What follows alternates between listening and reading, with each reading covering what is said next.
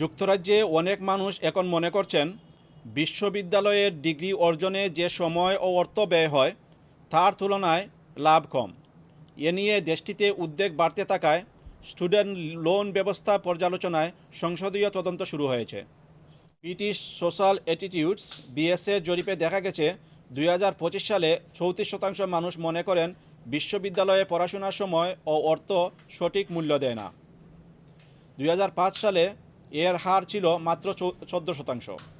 জরিপে আরও দেখা গেছে বিশ্ববিদ্যালয় থেকে স্নাতক হওয়ার ফলে আর্থিকভাবে অনেক বেশি লাভবান হওয়া যায়, এমন বিশ্বাসও কমে গেছে। 2005 সালে অর্ধেক মানুষ একথা বিশ্বাস করলেও এখন সেই হার কমে 36% নেমে এসেছে।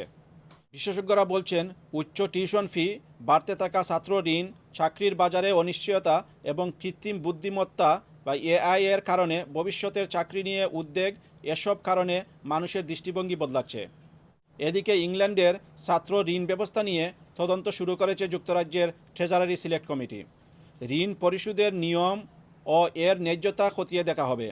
ইতিমধ্যে 52,000-এরও বেশি মানুষ এ বিষয়ে মতামত দিয়েছেন, যা সংসদীয় তদন্তের ইতিহাসে অন্যতম বড় জনসম্পৃক্ততা হিসেবে বিবেচিত হচ্ছে। ন্যাশনাল ইউনিয়ন অব স্টুডেন্টস বলেছে ঋণের সুদের হার এবং ঋণ পরিশোধ শুরু করার আয়সীমা পুনর্বিবেচনা করা দরকার। তবে সরকার বলছে বর্তমান ব্যবস্থা নিম্ন আয়ের স্নাতকদের সুরক্ষা দেয় এবং নির্দিষ্ট সময় পর বাকি ঋণ মওকুফ করা হয়।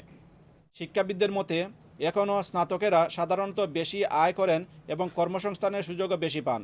তবে বিশ্ববিদ্যালয়ের শিক্ষার অর্থনৈতিক মূল্য নিয়ে জনসাধারণের আস্থা কমে যাওয়া উচ্চশিক্ষা খাতের জন্য একটি বড় চ্যালেঞ্জ। বিশ্লেষকদের আশঙ্কা, এই প্রবণতা অব্যাহত থাকলে ভবিষ্যতে বিশ্ববিদ্যালয়ে শিক্ষার্থী ভর্তি, শিক্ষা খাতের অর্থায়ন এবং দক্ষ জনশক্তি তৈরির ওপর নেতিবাচক প্রভাব পড়তে পারে। ফজলু মিয়া, সানরাইজ টুডে, লন্ডন।